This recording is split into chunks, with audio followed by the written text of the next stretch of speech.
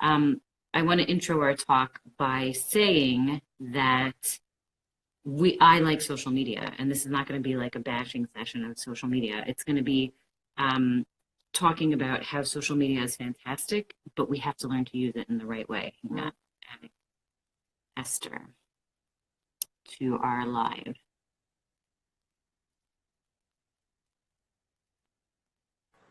Hi, Rachel. Can everyone I see don't and know hear? what's happening. I don't know what was going on with my other device, but we'll see. I'm just going to try to hold the phone and let's see what happens. Maybe I'll be able to join the other way too. Okay. All right. Can you hear me? Am I clear? I can hear you. Everyone. Okay. Yeah, I got a thumbs up. Okay. Okay. Hi, everybody. So do you want to start? We kind of spoke before and we outlined what we want to talk about. Yes. So basically what we just both of us want to speak about, and I'm very excited to speak about it with you, Rachel, are the pros and cons, that we have with social media. And I'm sorry if I'm a little bit disoriented, but we just had a car accident in front of my house and I was talking to the cops and I was like, help, we have to do this live. I don't know what I'm doing. Okay. So basically we just want to do pros and cons and, I think we should just start with it. Like, what are some of the good things? What are the bad things? What are things we could do about it? And, I'm just trying to see if I can put my phone. Can you see me clearly this way? Yeah. Okay. I'll try to hold it that way. Okay. So some of the pros that we see with social media is, first of all, you get face-to-face interaction like we're having right now with people that you would have never had face-to-face interaction with, being that they may live far away from you, relatives that you haven't seen in a while, and being able to have that connection is a very, very big deal. And I'm sure you have that too, Rachel. Yeah. Where you get to see people that you would have never seen before. Yeah.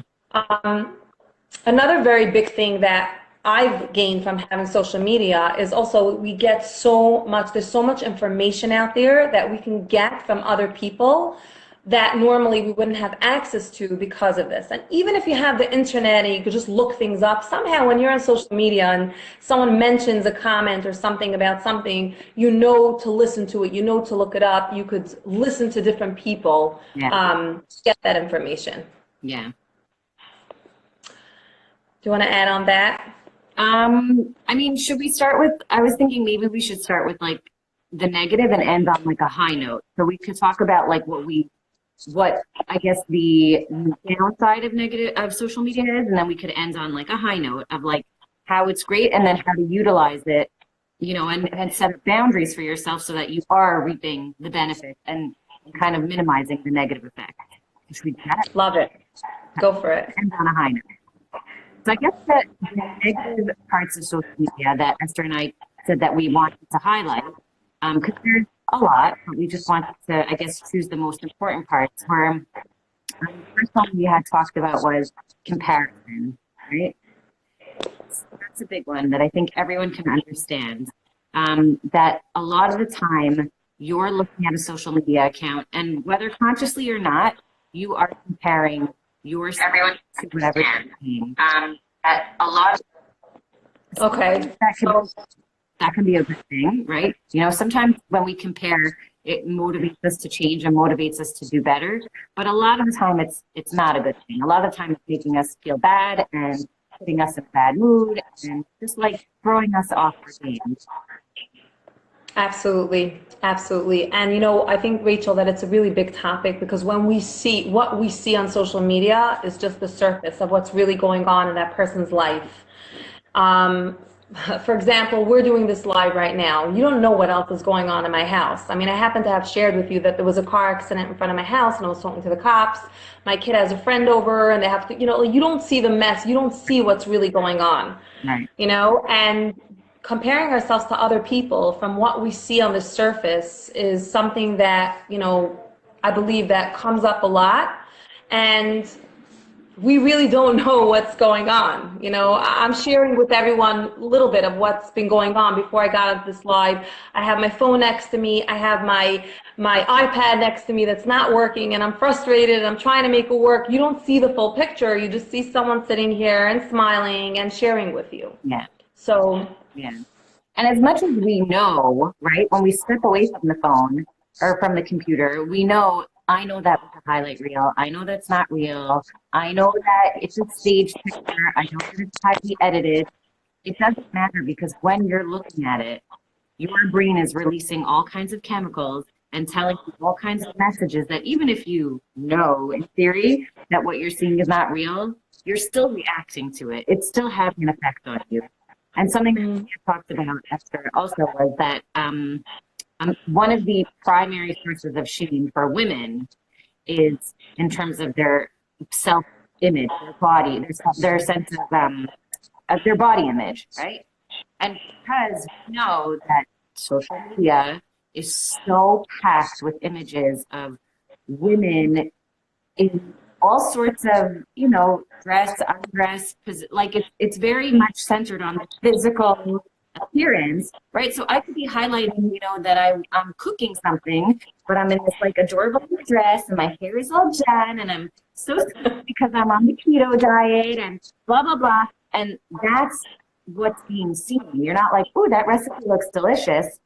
That might be your second thought, but your first thought is like, oh my gosh, her kitchen's gorgeous. She's so skinny. Look at her hair. She's so pretty, right? And that's why I say, but also like when you're looking at a page, I say this all the time, stop and notice your thoughts. What am I doing? Look, the first 4 thoughts that come to my head when I look at this person's page. And that's an indicator to you of whether or not, are those healthy thoughts that you're having? And if they're not, I would say that might be a page that maybe you should mute for a while and see if you start feeling better, and then maybe unfollow.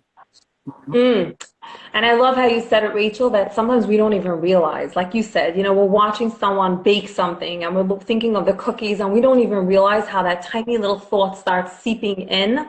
And before you know it, you're like thinking of yourself all negatively, or you're comparing yourself to the other person and things that you would have not even thought of. Like you said, we just went on to look at what she was cooking. And before you know it, there are so many other facets to it. And absolutely, body image is huge. I think it's one of the biggest things that women struggle with, compare themselves, and social media, everything looks so, glorious and everything looks so perfect. Of course, absolutely. Yeah. What was next on our list? Or we could go I think that another big one is children. Monitoring children. We know that children are, exposed to social media. They see so many things. And I really want to speak about is that a child, when, different stages and ages, their brain is not even fully developed yet. So imagine when they're looking at something where their brain is not even fully developed yet, they don't even know how to filter. So they're looking at something that us adults are looking at the surface and we're not even looking at the whole picture. Imagine a child that doesn't even know how to filter, and what they see is kind of what they think their whole world is and everything is. And that's happening before their brain is fully formulated. And imagine the effects it has on them. It's not like they're actually physically going somewhere, physically seeing something. They're seeing the social media facet that you and I are, but they're seeing it from a lens of a brain that's not even fully developed yet, where they can't even filter what they're seeing. I don't know. To me, that's just like, it really makes me, it makes me shake when I think about it, because I think of my own child and I think of other kids that may, here and there, my child will pass by and she'll see me, using social media. And that's another thing, is what kind of role models are we being to our children, that we want them to not do this and we want them to not do that, and they're observing us and watching what we're doing. Right. Yeah. Big.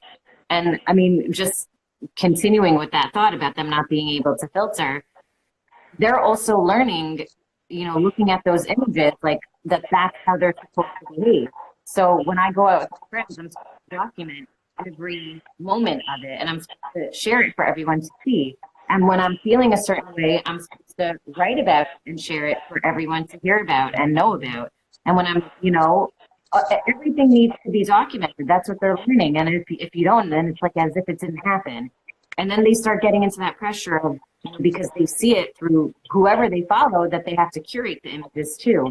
And then there's that pressure, and they've done studies on teenagers and college age kids where they've showed that kids are curating their Instagram feeds or their social media feeds, and then they have heightened levels of depression because they're match what they're putting on their social media. Absolutely.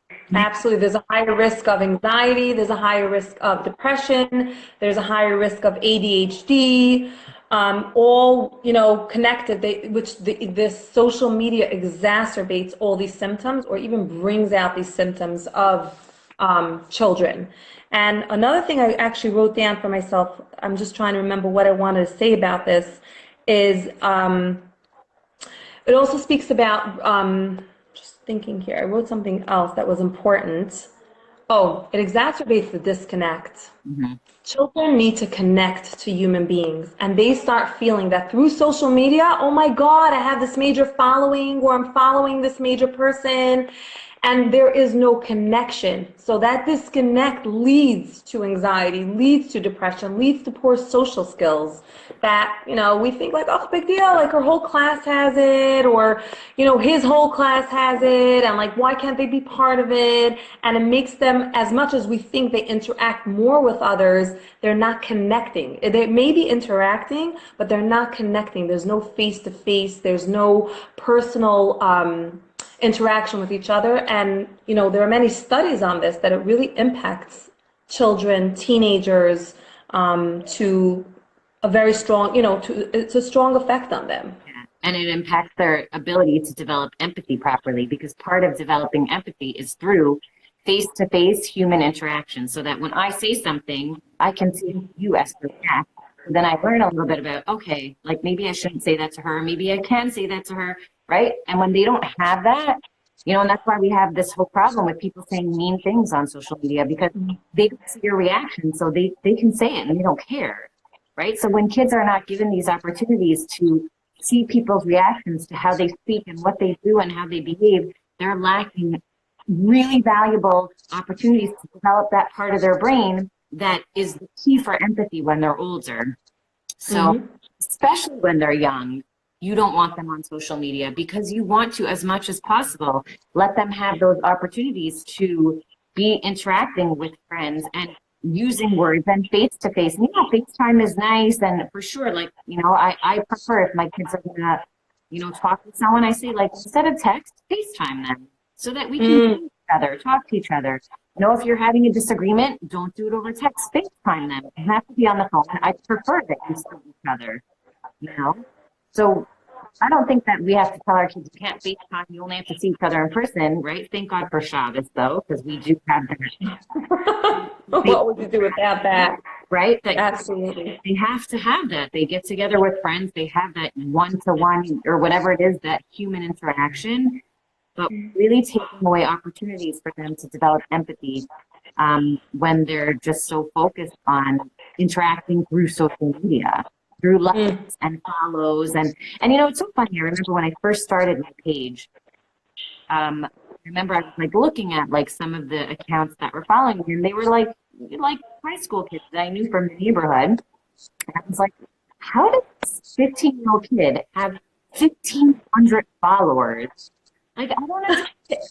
I don't know 1,500 people. And my personal account, I had like 200, and even that was like a lot. Maybe I didn't even have 200. Maybe I had 100. And I don't even know how many, because I haven't looked at it.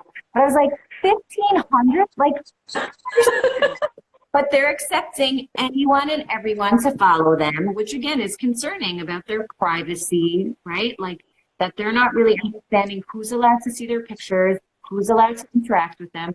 That's important. If you're going to give your child social media, you need to teach them responsibility. Who can you accept to follow you on social media? And my rule of thumb is, if you wouldn't say hi to them in the street and like talk to them, they cannot follow you on social media. I love that. They should have nothing to do with your social media. If you would not speak to them if you saw them, they don't get to follow you. And it can't be you met them once through someone's cousin at a baseball game. If you would have nothing to do with them socially, they should not be following you socially. Absolutely, absolutely. And and that brings me to another point that I want to speak about. When we were younger and we wanted to have access to information or different things, it took a whole host of things to get there. For example, we want to watch a movie. right? We want to have access to it. It was so difficult. We didn't grow up with a TV in our house. So you had to get, you had a DVD player. You had to go to the video store. You had to get a friend to go with. You had to get your parents' consent. By the time you got that video, you were so like, oh my gosh, there was so many steps that went into it. Or if you went to the library, or if you had to actually buy it. Today, with social media, in like a little click, a little whatever, that I can get exposed to something that I've never. Once upon a time, it would take so many steps to get there. It happens so fast, and we need to be mindful, knowing that our children are exposed to this, and what they're, like you said, who are they following? Who's following you? Yeah. And then the other thing of, and what are you posting? And knowing that when we post things on social media, even if we erase it, it's not always fully erased. It's somehow it's still there. So. Yeah. And children don't realize that. They don't, like I said, children can't filter. They okay, big deal. What's the big deal? Like, I'll do this. Oh, okay, fine. So worst comes to worst, I'll just take it off. And the repercussions are really, really, it's a big deal. Yeah. It's a really, really big deal. Someone's just asking, Rachel, is WhatsApp considered social media? So I say it is considered social media. Yeah, definitely. And again, you have to be careful if you give your kids access to WhatsApp, you need to, again, talk to them. What can you send? What can you not send? What kind of messages are okay to get? What are not okay to get? Anytime you're putting any of this into your children's hands, you need to be educating them and talking to them and monitoring. And when I say monitoring, I don't mean take your kid's phone and read all their messages. I don't think you should be doing that. But once in a while, check in. And let them know that you could take the phone and look at it if you need to, but you're also going to tell them that you trust them, and then you don't have to be reading through their messages, But you should be on top of looking at what they're doing occasionally, who you're talking to, not that anyone can WhatsApp them, what images are they sending, if any. That needs to be spoken about, and don't take for granted that your child wouldn't send something that they shouldn't be sending. You need to have a really honest discussion with them. And that's kind of something that you had said before, looking at who our kids are following and what they're looking at. And everyone who follows me knows that this is my thing. We need to be having honest discussions with our kids. We need to be open books for them. We need to be the source of information, because if you're not, things are so accessible to them right now. I'm scared to ask my mom. I'm going to Google it. Do you want to know what's going to come up when they Google it? Because maybe the description they use is not how you would have described it, or maybe it is. They want to know, what is French kissing, and who knows Google is going to come up, right? Or what video. So you need to be more accessible to them than an online Google search. So they're going to want to first. You need to be more accessible than that Instagram, whoever that they follow, where they're getting these like backwards messages, or not the messages that are in line with your values, which kind of segues into what we wanted to talk about some accounts will kind of like overstep their boundaries of what their account is really about, and be giving information to people that they're not really qualified to be giving. And I think that's something that's so important. If you're a fashion blogger, stick to fashion. If you're a food maker, food blogger, stick to food. Many times I can't just get up, and sometimes I'll post about my healthy eating or whatever, because I view myself as a holistic psychotherapist, and I really try to integrate mind, body, and soul. But if you're someone that's a food blogger, you can't be giving people relationship messages from your own experience. That's beautiful, beautiful, beautiful that you work through X, Y, and Z. But if you haven't been, like I said, like if I haven't been trained or gone to culinary school, or really worked on something and professionally worked on cooking or baking, I can't give that skill over to others. And through social media, which is an amazing thing, many people have gotten a voice where they can share so much information and different things, but sometimes we do tend to overstep our boundaries, where we're giving information about different things that have nothing to do with our specialty or our field.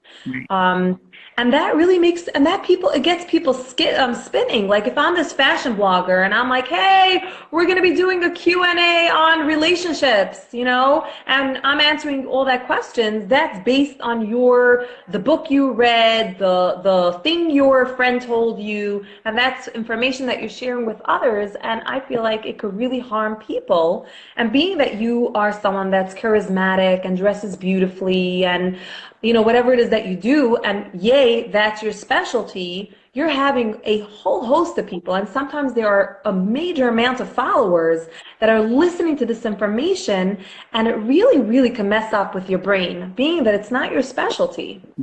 Yeah, definitely. And I think that, again, if people want to speak from their own personal experience, they could say, this was my experience, and this is what worked for me, and this is how I found my whatever. But to be giving advice on marriage, dating, parenting, I just think that's irresponsible, and I think we should kind of leave that to people. I sometimes I see bloggers saying, "Oh, I refer to this person when I'm, you know, thinking about relationships, or I refer to that person." So if you have that platform, then give people information about who to go to, who has that area of expertise. But I think that what happens a lot of the time is that people get a little bit like egotistical, and they think that like now they're like an authority on everything. And they forget that, like, that their personal experiences are not something that would work for everyone. And it's just based on their very narrow experience. You know, a therapist who works with many, many people, who has training, who is educating and continuing education and reading, that's someone who I would look to for more guidance on a relationship, or, you know, a parenting coach, and that's kind of going to go into our positives about social media. There's so much. And I really like what you just said. I love that you just said that, you know, if you're giving that information, you're basing it on, or saying, you know, I've learned this when I took, let's say, Rachel Tuchman's parenting course, or this information I learned when I did X, Y, and Z. I think that's so much more valuable than just saying, well, this is what you're supposed to do, or this is what you're not supposed to do, being that that is not your specialty. Right. And I see a lot of bloggers or Instagram feeds that will say, like, this is what I'm doing with my kid because I learned it from, you know, Unconditional Parenting or Fly Family. And I love that they're giving you the resource that they had, and they're saying, go see if it works for you, you know? So that, I think, is more responsible than, like, I'm going to give you a parenting course right now on how to be a parent based on my experiences. Like, again, your very narrow experience, and if this is not your profession, then just stick to whatever you're doing. And again, if you have that platform, then use it to share who your resources are and who you turn to for those things. But, you know, I think that we sometimes forget, we get caught up in thinking that they're so perfect and they're superstars and we want to take advice from them, but we're not really seeing, like, but maybe they don't have it all figured out. Maybe their pictures are beautiful. Doesn't mean it's beautiful. And maybe if I spent a day with them, I would be like, oh my gosh, I would never take advice from you, you know? Absolutely. Basically, you know, seeing the full picture. Yeah. Seeing the full picture and not just, absolutely. We'd be like, Absolutely. why did I ever think I would want to, you know, believe anything you say? So that's why we have to be discerning, you know? We have to really say to ourselves, like, what is the purpose of this page that I'm following? And is the message that I'm getting from them right now with their Q&A or whatever, is that something I should be, like, looking to them for? And if, you know, let's say that I had mentioned her to you on the phone when we were talking, if something maybe Ariel Charnas is talking about dating and parenting, right? She's so cute and great, and I love her clothing, it's so nice. Is she really someone I should be looking at for dating and parenting advice? What are her qualifications? It's cute to hear her point of view, and it's something I'll think about, but I don't need to be modeling my life after her advice, you know? So we have to be Absolutely. Absolutely. And what, like I was thinking, you know, that many of us, do we get so caught up in what the person, for example, if they're a fashion blogger or someone is a singer or artist, we get so, sorry about that. We get so caught up in whatever it is that they're doing that we don't even realize that when that information is being given to us, we just like, we're just taking it. You know, even if you're not taking it, you're a little piece, a little thing, and before you know it, you're spinning with information in your head. It doesn't make sense to you, but she said it, but I heard that from so and so, and you know, and that's another thing that I think is important.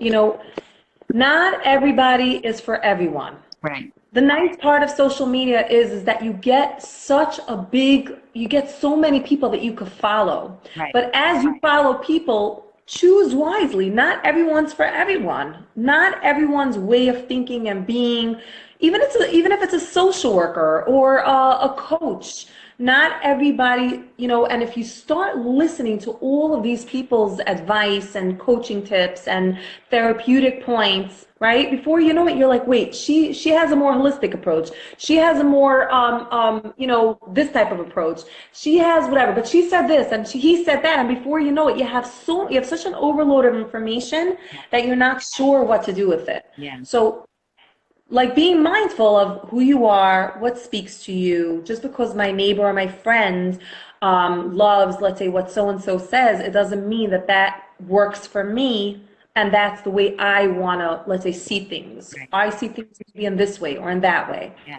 And that even goes for when you follow my page or your page. I might give advice sometimes on an Ask Me, or I might write something in a post that you're like, oh, okay. And I try to always give that disclaimer, like, this is not therapy. It's just like general advice that maybe doesn't apply to you. So not everything I say is like Torah Sinai, right? Like it depends on the individual. So it might not apply to you. And you really have to sit and think, like, does this make sense to me? Like, is this something that I could apply to my life? And if not, you don't have to listen to Rachel Tucker and Ellen Anderson. You don't have to listen to Esther Schwartz. You can say, you know what, that sounds nice, but that doesn't fit my life right now. And you have Absolutely. just because I'm a therapist doesn't mean that all of my advice on my page is meant for you today, right now. You know? Absolutely. There's an expression, you know, there's an expression, take what you like and leave the rest. Yes. You know, like if it works for you, it works for you. And I love what you said. It doesn't mean that that's where you're at in your life, that this is the information that you need to hear. Yeah. And not everything's about you. It could be about, you know, there are different populations, there are different concepts that apply to different people. So yes, knowing that and being aware of that could lead to much, much less confusion. Absolutely. Absolutely. Rachel, I'm going to just ask you for a favor. I'm holding my phone and that's why I tipped over. I'm going to log off for a minute and just try it with my iPad again just to see if I can get access. If not, I'll just go back on my phone. Sure. Is that okay? Yes. Thank you. Thank you. In the meantime, while Esther is trying to make sure trying to see if she can get on her iPad, I did also want to bring up, and we'll talk about it with Esther, this whole concept of sharing thing. I don't know if any of you have heard that concept before, but it's basically parenting on social media, right? So exposing, kind of like taking videos and images of your kids and then sharing them all over social media. So sharing thing is not just like, oh, I take a cute picture of my kids and I like show it to you. It's literally like documenting every moment of their lives, and it's basically for everyone who follows you to see. And the problem with that, and again, there's pretty limited research on it right now, but they're looking, but the problem with that is that kids can't give you consent. They just can't. They don't understand what social media is. They don't understand, hi Esther, let me know when you're ready. They don't understand the reach of social media, especially if you are an influencer, right, with like a big following. They don't understand what it means when you're taking a video of them getting off the bus or doing their homework or eating their dinner or in the bath. So even if they say, yeah, I want to be on your Instagram, they don't know what that means. So it's very dangerous to be putting our kids all over social media when we don't even know how those images or videos can be used. Again, there's the dangers of taking images for child pornography, or when they're older that they're going to be embarrassed. Like, why did you put that picture of me? Or why did you take that video of me? And sometimes I'll see bloggers taking videos of their kids, and their kids are like, I don't want to be on it. And they're like laughing, and they post it anyway. And that's very disturbing to me. So I'm just going to add Esther here. She's back. So that's upsetting. Our kids can't give consent whether or not to be on social media. Hi, Esther. Hi. about that. Okay, we're just going to stick to the phone. Okay. So I was just really talking about the whole concept of sharing thing, right? Like showing our kids on social media all the time and how they don't have the ability to give consent. They don't understand. And this goes back to what we were saying earlier. Kids don't understand what social media is, the reach, the fact. They just don't get it. Even as adults, we don't understand it. No. The power of it. We can't. Even researchers don't know yet because it's pretty new. You know, when kids are saying like, I don't want to be on your page, or even if they're saying, I want to be, they can't tell you that they want images of themselves put on your page if they don't understand. They can say that they don't.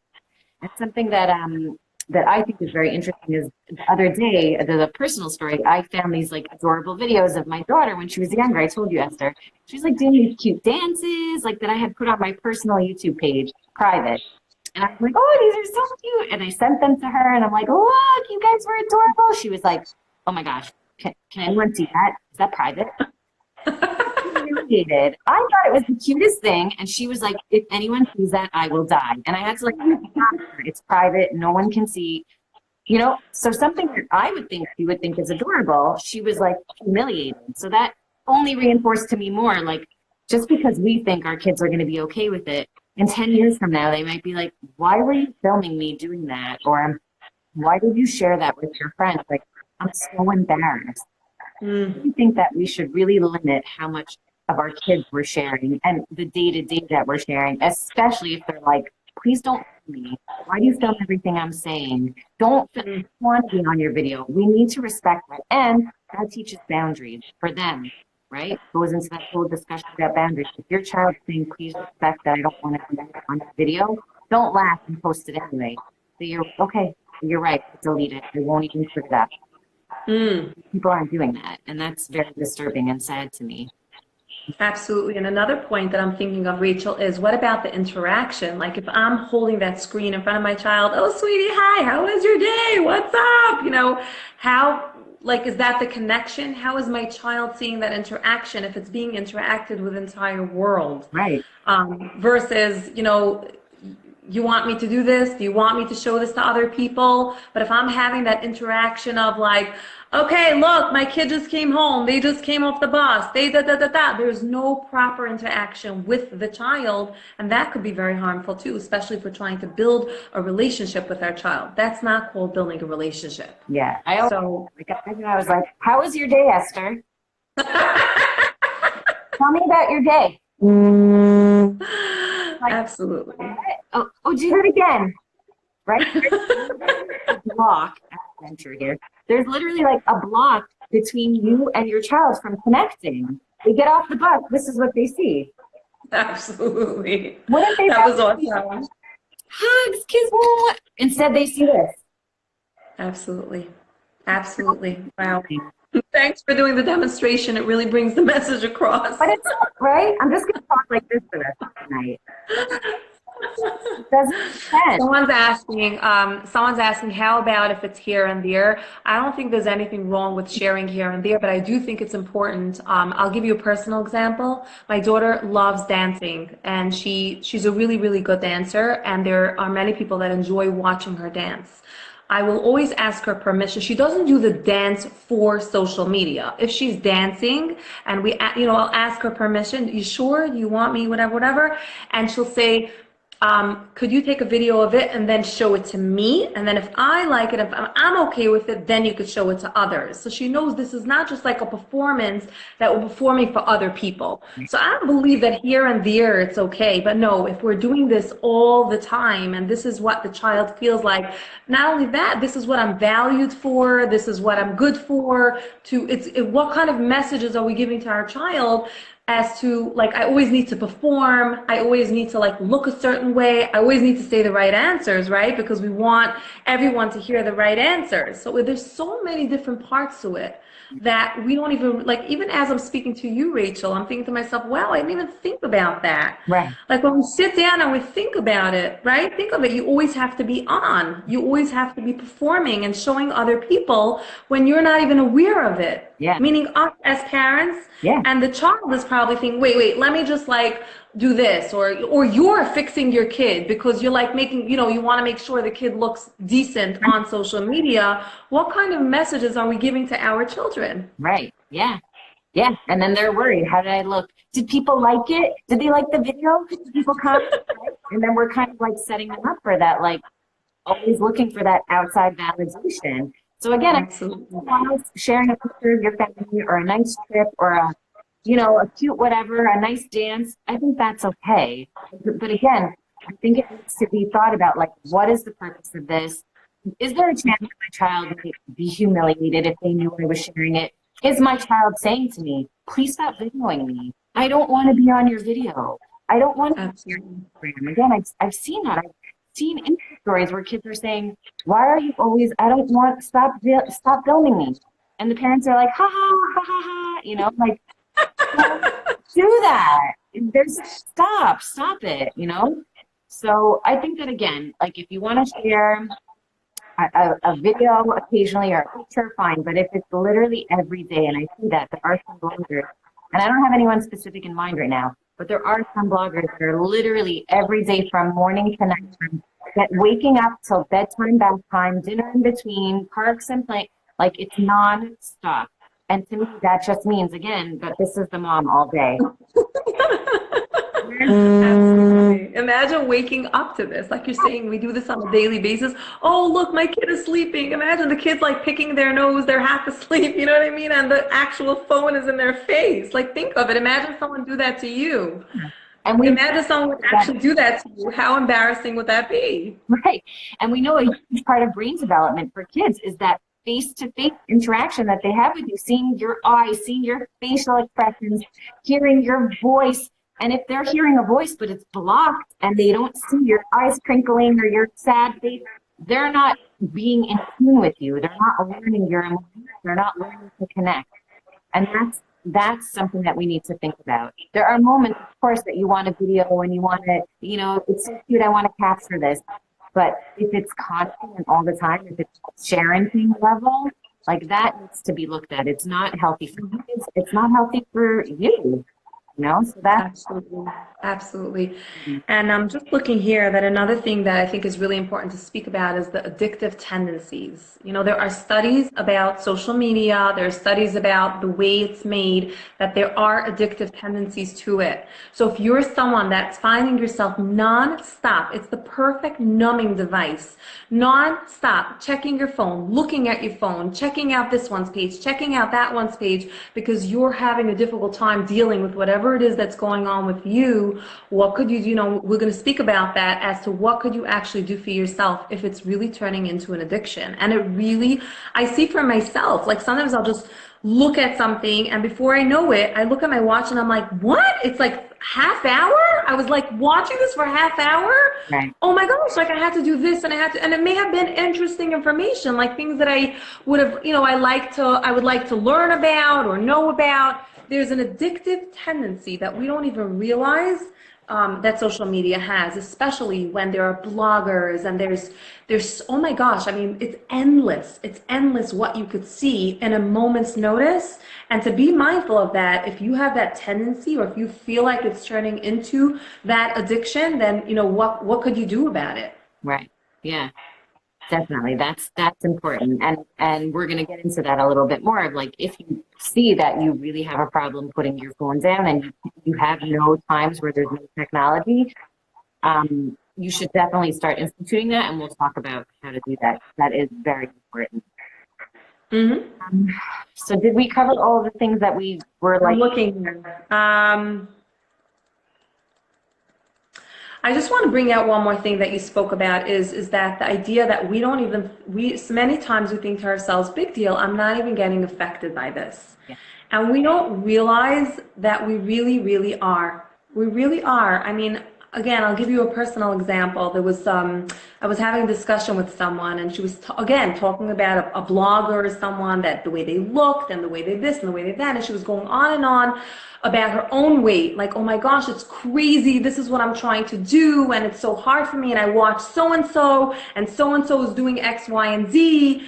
And that whole ripple effect, this was someone having a conversation with me that watched something on social media. And before I knew it, I was thinking, well, I guess I also like gained a lot of weight. Like I started obsessing about that when it was literally the third party from someone that watched something on social media. So Right. even if you think that it's not affecting you, you'd be surprised how much it does affect you. And when you talk about it with to other people, it like literally has a ripple effect. And to be mindful of that. Yeah, true. And that's why I was saying, when you look at an image, ask yourself, what am I thinking? Am I thinking, oh, she's so skinny? Am I thinking, oh, she's doing that keto diet or that F factor diet? Maybe I should do that. Oh, look how good she looks. Like, and again, like dieting in general, the whole diet culture, like it is like rampant on social media. And that's why like I really love the whole intuitive eating and all that. Like follow people who promote that,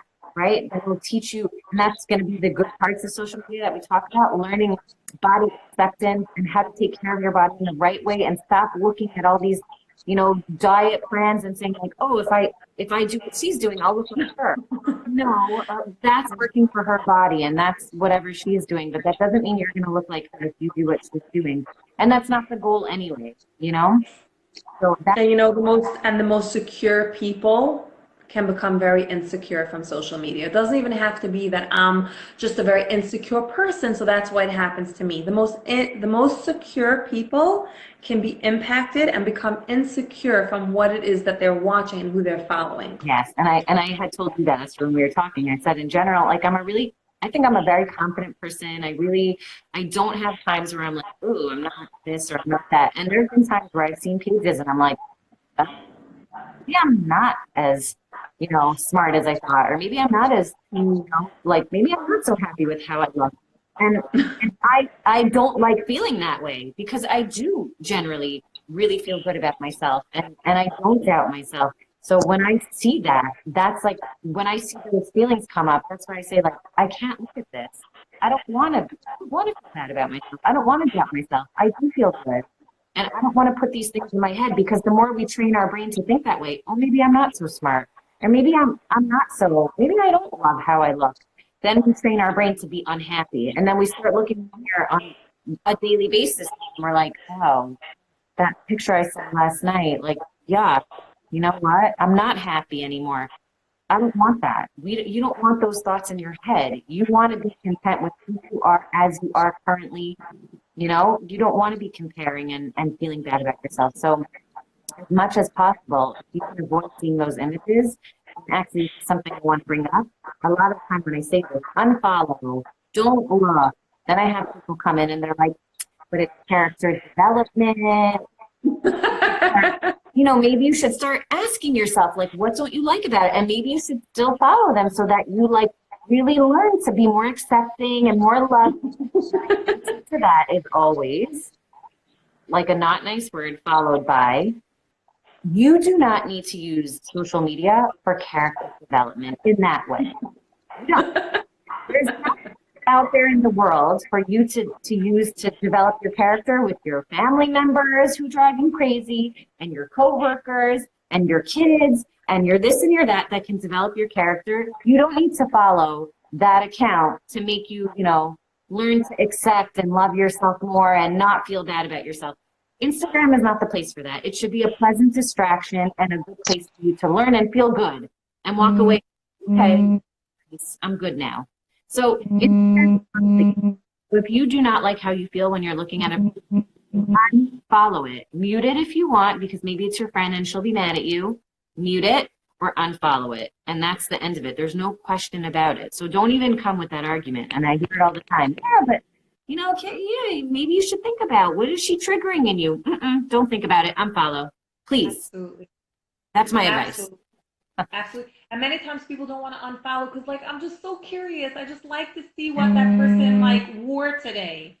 That's all I really want. But if it's irking you and if it's starting to bother you and it's starting to impact you, you will be okay if you don't know what that person wore today or the trip that she's on and she's, Insta-storying it. It's okay if, the FOMO, fear of missing out, it's okay if you won't see it. If you were just having a hard time with it, and every time you feel bad after you watch it, then don't watch it. Yeah. Get rid of it. And you don't need that in your life. You don't miss it. Eventually you'll see, you don't think about it anymore. You're not going to be like, oh, I wonder what she's up to or what he's up to. You're not going to look at them. You forget about them. And that's a healthy thing. It's a good thing.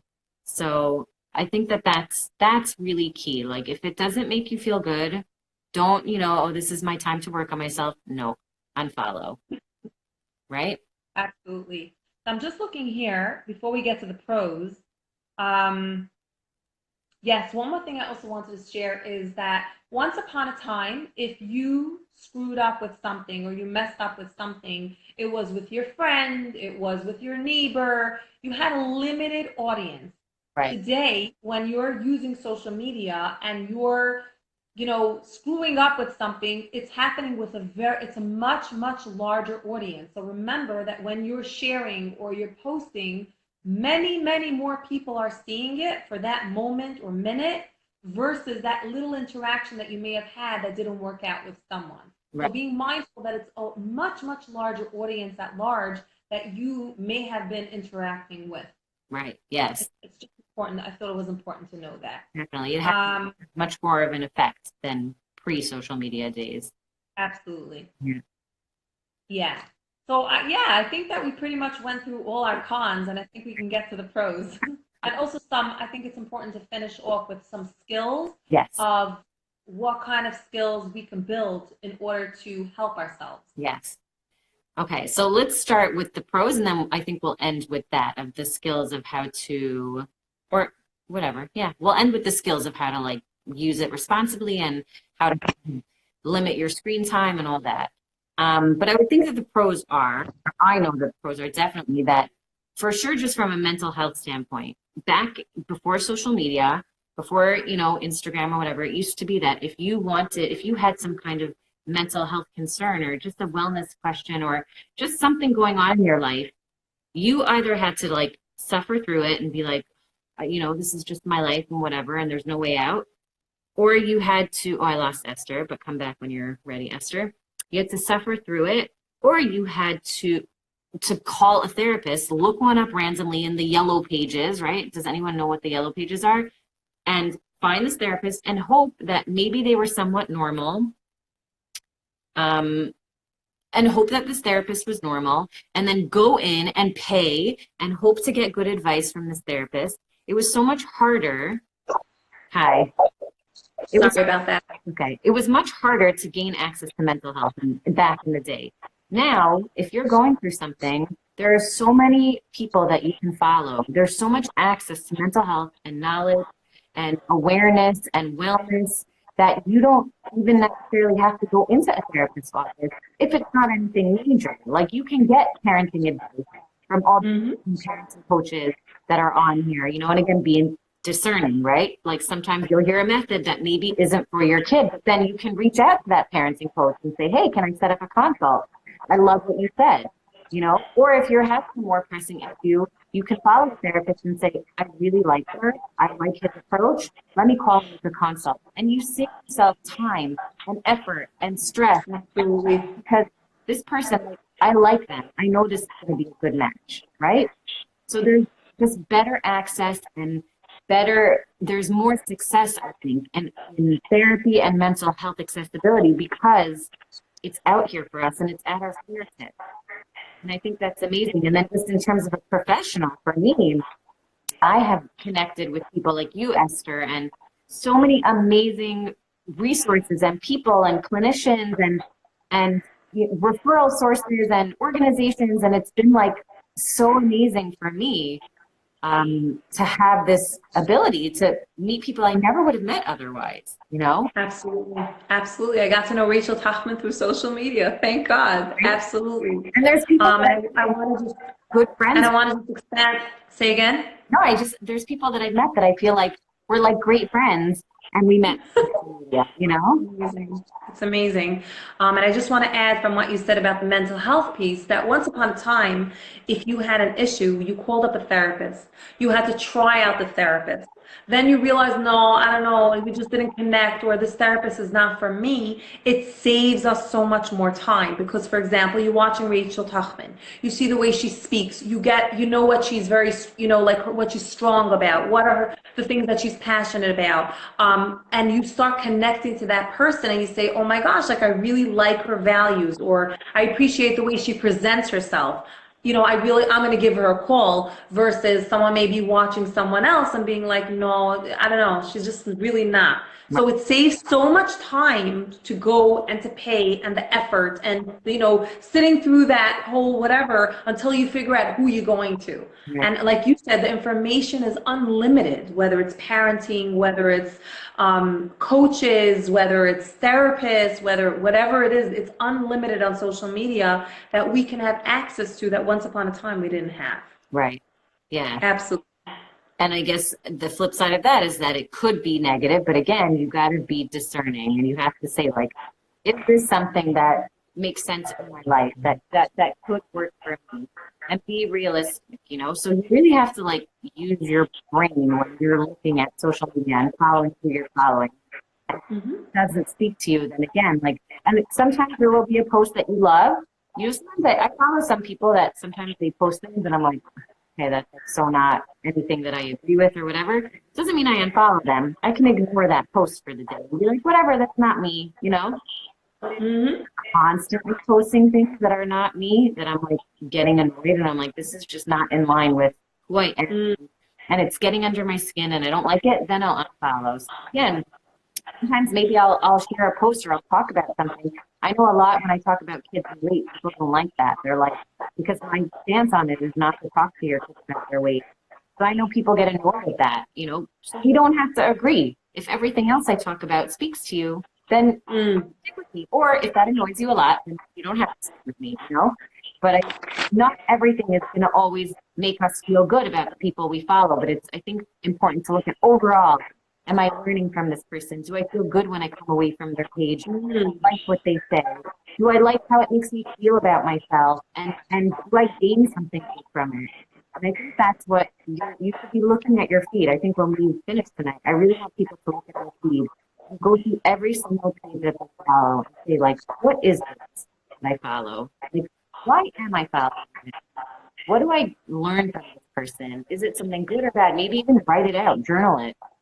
Absolutely. Sometimes, you know what, Rachel, sometimes it could be boredom too. Like, I'm bored, so I like this person because she's a great time waster. She just like chats and shows pictures. Like, is that why you're doing it, and is that good for you? Right. And I think it's also putting boundaries with ourselves, putting blockers on our phones if need be, holding ourselves accountable. If you have a difficult time holding yourself accountable, then maybe you can have someone else help you, where you can message someone and say, look, I'm doing it again, where I'm going over the limit, and could you just like help me, or put a blocker on my phone? Or let your phone battery run out so that you can charge it and you can't be anywhere near your phone. Like, it could be something like that. Don't let your phone be charged 24 hours a day. Let the battery run out so you can plug it in and you can't be near it. And then that's the way your time can be on your phone. Have time when there's no technology. Dinner time, I'm not using my phone. When I'm when I'm doing homework, I'm not using my phone. When I'm putting my kids to bed, I'm not using my phone. Whatever it is, make time for yourself that you're really strict. Yeah, accountability. Hey, make sure I don't touch my phone. Hold my phone for me so I can use it. Absolutely. And you know what? Going to sleep with your phone, not a good idea. I've done that for a long time because I need it as an alarm clock. Get yourself an alarm clock. You need a flashlight, get yourself a flashlight. Don't use the phone next to your bed, because before you know it, you're going to be on that thing. And again, it's addictive. And keep it out of the room. Once it's out of the room, come on, you're not getting out of bed to go to the other room to get your phone. That's also a really, really good boundary for yourself. And I think it's also important to say, you spoke a lot about children, Rachel, like making sure that you have boundaries with your children. Maybe if your kids need a blocker, or, they have these apps that shut the phone off at a certain time, because if you're having a difficult time shutting your phone off, imagine your child. How's your kid supposed to have proper boundaries and know how to do that? Yeah. And they need, even more than us, they need that time, like not using those apps before they go to sleep to help their brain calm down. So they definitely need it. And you can get in-home filters, like Digital Circle has a setting that it can turn off all the apps on your phones, your kids' phones. You set it up for whoever's phone. and everything shuts down at whatever time that you decide for each device, and then that's it, and then they can't use it. So that's something to really, implement in your home for yourself, for your kids. Yeah. Absolutely. And I think the biggest thing that we should take from this is also to be a role model. Like if we are yelling at our children, oh my gosh, and you phone blockers, like shut your phone off, blah, blah, blah, and they're watching you, oh, I'm just checking out one more message, or I'm just, whatever. What kind of a role model are we being for our children? And even if our kids are not using their phones, they're too young to have a phone and they're watching their moms on the phone all the time, what kind of messages are we giving to our children? Yeah. So it's really important for us to put those boundaries and whatever it is that you need to put in place, that you're not always on it all the time, especially in front of the children. Exactly. We have like 15 seconds remaining. So we're summing up, and we're having everyone just go over this again and review, and social media is great, but we down.